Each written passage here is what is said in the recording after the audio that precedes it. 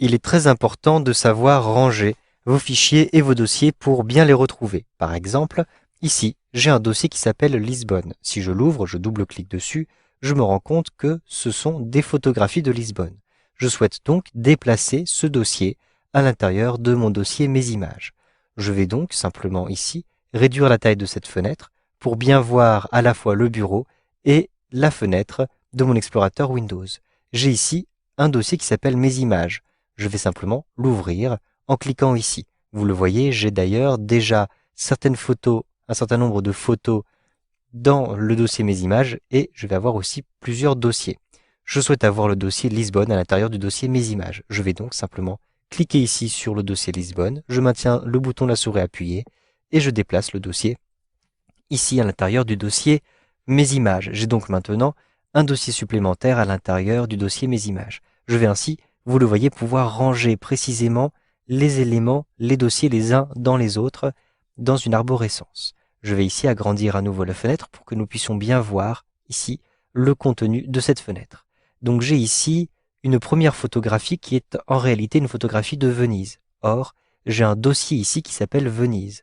Je vais donc simplement glisser le dossier, l'image, à l'intérieur de ce dossier Venise. J'ai ici 4 images qui font en réalité partie de mon catalogue de produits.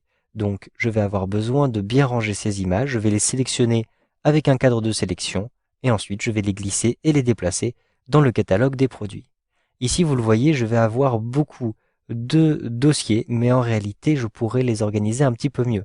J'ai en effet des éléments qui sont propres à mon travail, les photos d'identité, les catalogues de produits, la campagne de publicité, et je vais avoir d'autre part les photographies personnelles de vacances, Lisbonne, les vacances à la mer et en Dordogne, les vacances à Venise. Donc je vais déplacer ces différents dossiers à l'intérieur soit d'un dossier travail, soit d'un dossier vacances. Je vais donc sélectionner ici, avec un cadre de sélection, les 3 dossiers qui concernent le travail. Ensuite, avec un glisser-déplacer, je vais ranger mes dossiers à l'intérieur du dossier travail. Si maintenant je double-clique sur le dossier travail, je vais voir effectivement le contenu de ces différents dossiers. Si je double-clique maintenant sur le dossier identité, je vais retrouver les différentes photos d'identité. Je souhaite maintenant revenir à mes images. Donc je clique ici, dans le volet de gauche, sur mes images. Il faut encore ranger les différentes photographies de vacances. Je vais donc simplement les sélectionner. Par exemple, je peux utiliser un cadre de sélection. Ensuite, j'appuie sur la touche CTRL de mon clavier et je clique ici sur le 3e dossier. Et je vais maintenant sélectionner, une fois que j'ai sélectionné ces 3 dossiers, je vais les glisser à l'intérieur du dossier vacances. Je double-clique sur le dossier vacances pour accéder, vous le voyez, aux différents dossiers. Je souhaite maintenant créer un nouveau dossier pour ranger uniquement les photographies pour la France et les photographies de mes voyages à l'étranger. Donc je vais créer 2 nouveaux dossiers. Ici, avec un clic droit, je crée un nouveau dossier.